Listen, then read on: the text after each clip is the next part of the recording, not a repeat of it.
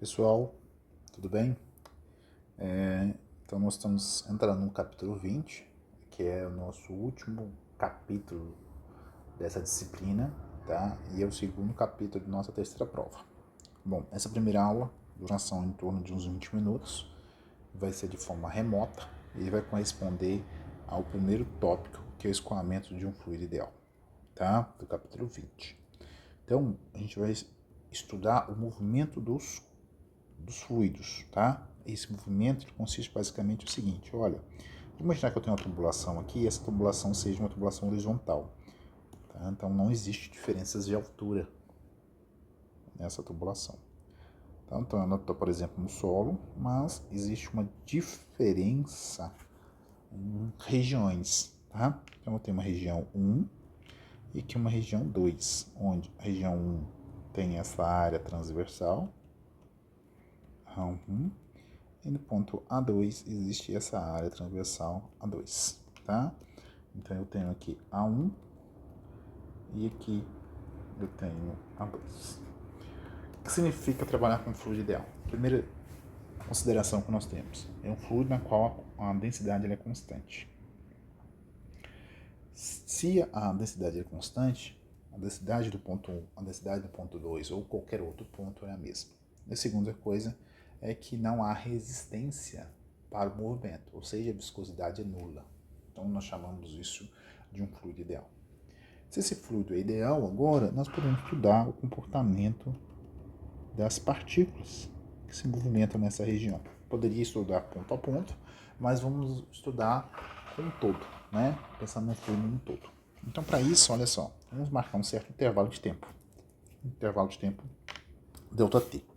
Então, para um intervalo de tempo ΔT, o que nós percebemos? Olha, se existe uma diferença de forças atuando no ponto 1 e no ponto 2, se há uma força mais intensa no ponto 1 que no ponto 2, o fluido vai deslocar no sentido de 1 para 2. Então, a partir de um certo intervalo de tempo, nós vamos perceber que o fluido ele se movimentou. Esse fluido que está no ponto 1, ele se movimenta até o ponto que eu estou representando, que é esse ponto. Nessa região aqui não há mudanças na área, tá? Então, tudo que eu representei aqui em verde, nessa região, corresponde ao fluido que se moveu no intervalo de ΔT. Então, esse aqui é um ΔX, tá? Onde nós temos um intervalo de ΔT. Para esse mesmo intervalo de tempo, na região no ponto 2, a quantidade de fluido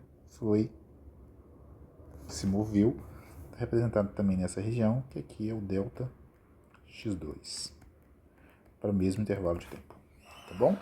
Então, se o fluido ele for incompressível, ou seja, sua densidade não muda, nós temos que a massa, a quantidade de massa ΔM1, ela é igual a ΔM2. A quantidade de massa no ponto 1 é igual à quantidade de massa no ponto 2.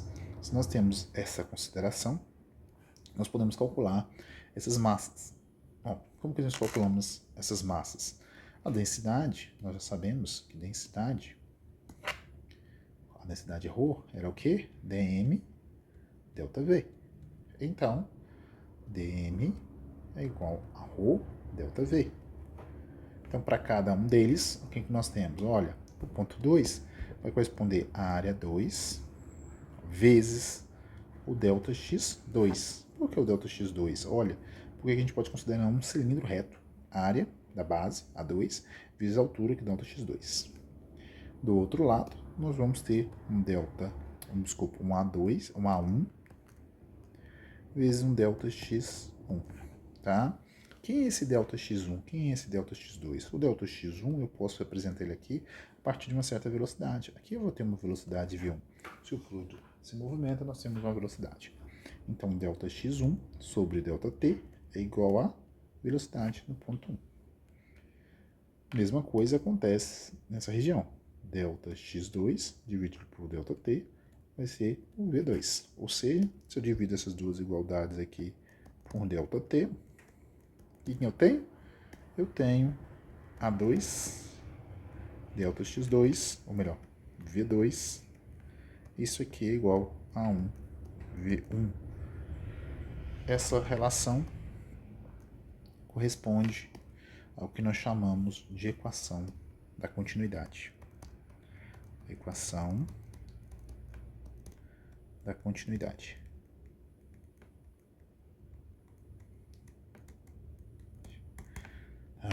Essa é a equação da continuidade. Bom, o que essa equação da continuidade representa para nós? O que ela informa para nós? A equação da continuidade fala que é o seguinte, olha, se há uma redução da área, então, se por exemplo aqui a gente percebe uma redução da área de ponto 1 para o ponto 2, o que nós temos como consequência é uma alteração da velocidade. O ponto 2 tem uma velocidade superior ao ponto 1. Tá? Então, área e velocidade são inversamente proporcionais. Quando nós estamos lavando o carro, lavando o passeio, lavando qualquer coisa com mangueira, quando nós pressionamos a extremidade da mangueira, nós estamos reduzindo a área. O que está acontecendo? Aumentando a velocidade da água ao sair dessa mangueira. Tá bom? O termo, que aqui está representado como o produto entre A1, ou melhor, entre velocidade e área, tá? Nós chamamos isso de vazão volumétrica.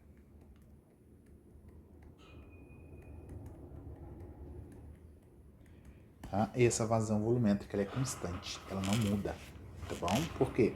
Ela corresponde ao produto entre a área e a velocidade. Tá? Então, essa vazão, não importa o ponto, ela é sempre constante. Tá bom? Nós poderíamos definir aqui também uma outra parcela, que é a vazão massiva, que é a taxa de variação da massa por unidade de tempo. Tá? Mas a gente não precisa se preocupar com isso. Então, essa vazão volumétrica ela é sempre constante e corresponde à taxa com qual o volume do fluido atravessa uma certa secção do tubo, tá? Então, esse aqui é um ΔV por tempo, tá? Vai ser A vezes velocidade. Bom, então essa é a equação da continuidade. Quando a gente observa, por exemplo, a água saindo da torneira, a gente percebe que na saída ela tem uma área muito menor que na região mais abaixo dela, tá? Isso está relacionado a essa equação da continuidade. À medida que a água, as moléculas da água caem, ela aumenta a sua velocidade. Ao aumentar a sua velocidade, sua área transversal ela tem que sofrer uma redução, tá bom?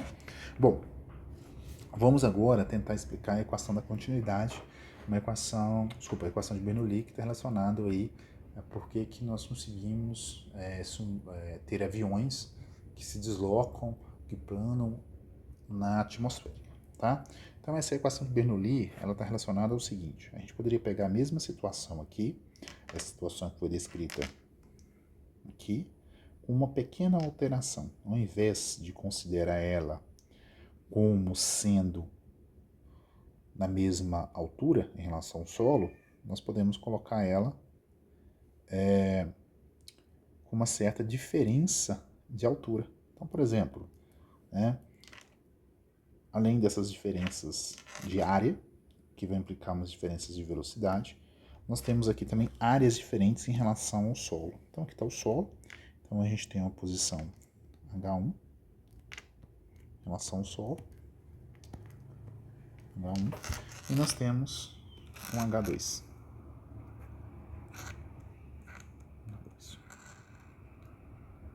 Ao colocar essas duas alturas diferentes, nós vamos ter a ação da força-peso aqui, tá? E a força-peso, nesse sistema, vai atuar sempre para baixo. Então, existe uma aceleração da gravidade que aponta para baixo, logo o peso, a força-peso vai atuar para baixo. Bom, vamos considerar também, eu falei para vocês que existe em força, eu tenho aqui uma F2 que atua nesse ponto, onde essa F2 pode ser a pressão do ponto 2 vezes A2, então eu estou considerando que a força F2 atua de forma perpendicular à área, a mesma coisa eu tenho uma F1 aqui, ou seja, eu tenho que F1 pode ser igual a P1 vezes A1, tá? Então, se eu tenho essas considerações aqui, o que nós teremos de mudança? Bom, vamos analisar as mudanças que nós teremos. Primeira coisa que é importante salientar. Existe um teorema, que é o chamado teorema do trabalho e energia, fala que Se existe um trabalho sendo executado no sistema ideal, esse trabalho sempre vai estar relacionado a uma variação de energia cinética, tá? Então vamos analisar quais são as grandezas que realizam o trabalho e quais são as variações de energia cinética. Trabalho aqui para um sistema na qual a força é sempre paralela, muito paralela ao deslocamento. Então, por exemplo, se a gente pensar em bloquinho, essa força F atua no sistema com deslocamento ΔX. Então, força ΔX corresponde ao trabalho, tá? Então, eles são paralelos. Quando eu tenho um trabalho que é antiparalelo, significa que ele está executando uma força no sentido oposto ao deslocamento. Nesse caso, cabe um sinal negativo aqui nessa equação, tá bom? Então, quais são as grandezas que realizam o trabalho? Primeiro, nós temos um trabalho executado aqui pela força F1, um trabalho executado pela força F2. Esses trabalhos estão relacionados à pressão, tá? Então, definido trabalho relacionado à pressão. E nós temos um trabalho realizado pela força peso, força gravitacional. Então, vamos calcular cada um desses trabalhos. Então, trabalho da força peso, da força gravitacional, da força peso, tá? Vou colocar G aqui para o trabalho gravitacional, ela vai ser o quê? Olha, a força peso atua em cada massa, que é massa vezes a aceleração da gravidade. Bom, só que a massa aqui eu posso representar pela densidade vezes o ΔV vezes G. E a força, ou melhor, o deslocamento vai ser dessa região aqui, que eu estou destacando, até essa região, ou seja, H2 menos H1. Porém, o deslocamento, H2 menos H1, tem um sentido oposto à força. Então, nesse caso aqui, nós temos um sinal negativo, e ele corresponde a densidade vezes ΔV, G vezes a variação, ou melhor, o deslocamento, que é a variação de altura, H2 menos H1. Então, vou reescrever aqui como sendo ρ dV G vezes H1 menos H2. Tá? Então, nós temos aqui o trabalho da força gravitacional. Então, eu vou colocar aqui embaixo. Tá? Bom, qual é o outro trabalho que nós temos? Nós temos um trabalho relacionado às pressões, né? Delta P. P de pressão aqui, tá, gente? Como que nós vamos calcular ele? Olha, o trabalho aqui da força-peso, ela vai estar relacionada em duas parcelas. Uma relacionada à força F1 e uma relacionada à F2. Então, o trabalho da força E1, ela vai ser o seguinte, olha, a força F1 é essa daqui, ela está atuando no mesmo sentido de ΔX, tá? Então, o valor ele é positivo. E quanto vale? Vai valer P1 A1 vezes o deslocamento, que é o ΔX, tá? Só que esse ΔX, tá? Eu posso reescrevê-lo em função do ΔV, perfeito? Como assim? Olha, o ΔX, ele corresponde ao produto entre, ou melhor, não precisa nem escrever ele aqui não, tá? Posso deixar ele aqui, vou deixar ele aqui, ó, ΔX1. E o trabalho 2 é o que? Nesse caso, o trabalho 2, nós temos que a força, ela tem um sentido oposto ao deslocamento. Então, nós temos um sinal negativo. P2, A2, ΔX2, tá? Então, nós temos aqui o trabalho da força 2. Esse produto aqui, A2x2, A1, ΔX1, isso fornece para nós o volume, né? O ΔV, né? A variação de volume. E essa variação de volume é igual para os dois. Por quê? Porque a massa é a mesma, equação da continuidade, tá bom? Então eu posso reescrever a equação aqui como sendo P1 vezes um ΔV1, aqui, menos P2 ΔV2. Logo, o trabalho da força ou da pressão, desculpa, trabalho da pressão, ela vai ser igual à soma dessas duas parcelas. Então eu posso escrever que P1 menos P2 vezes esse ΔV, que V1 e V2 são iguais, tá? Então, se eu faço isso, eu tenho isso daqui, então eu posso vir e juntar com o que nós já calculamos da força, do trabalho da força gravitacional. Portanto, o trabalho total relacionado a esse sistema vai ser igual, então, trabalho G mais trabalho P. Portanto, ρ G vezes H1 menos H2, tá? Mais P1 menos P2, isso tudo vezes o nosso ΔV. Tá bom? Então, só agrupei aqui os cada termo. Bom, vamos agora analisar a energia cinética. Energia cinética corresponde a massa vezes V, velocidade ao quadrado, dividido por 2. A massa, ρ, ΔV. Então, esse delta, a variação da energia cinética, vai ser energia cinética no ponto 2 menos energia cinética no ponto 1. Tá? Então, vamos calcular para cada um desses pontos. Para o ponto 1, né?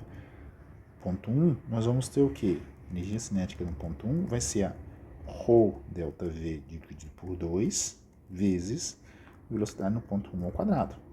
Energia cinética no ponto 2, ρ ΔV sobre 2 vezes a velocidade no ponto 2. Assim, nós vamos ter que a ΔEc é igual a ρ ΔV dividido por 2, V2 menos V1 ao quadrado, tá? Bom,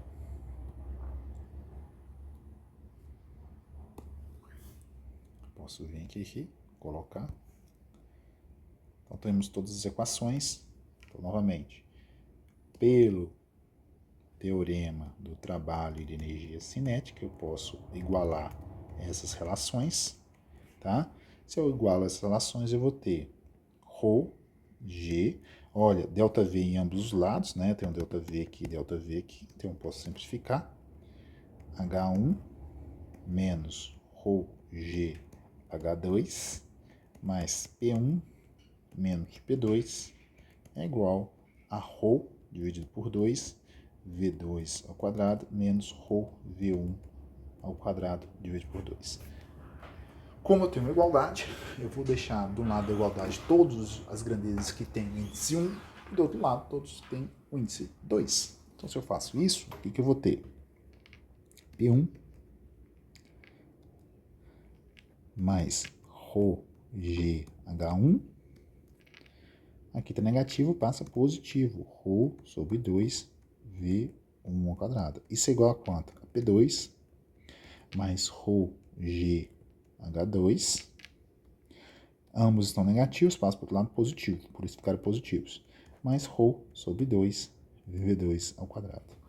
Ou seja, esta relação fala que se nós formarmos as contribuições da pressão, mais a contribuição da energia potencial gravitacional por volume, mais a energia cinética por volume no ponto 1, ela é igual em todos os outros pontos.